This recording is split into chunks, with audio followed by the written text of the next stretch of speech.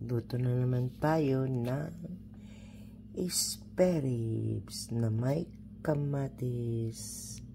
Lagyan ko ng paminta, nilagyan ko ng kamatis, bawang, sibuyas. Ayan.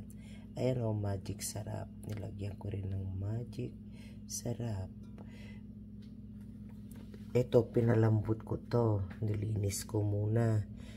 Tapos, tinimplahan ko siya. Yan, mga paminta yan. Mga sibuyas, kamatis, bawang. Yan lang naman ang alam kong timpla. Hindi nyo napapansin, basta merong may paminta, may bawang, sibuyas, may mga luya, ganon. Ganon lang ang timpla ko, guys. Ayan. Tapos sasabawan ko yan. Kaya papakita ko yan mamaya. Okay. Bye.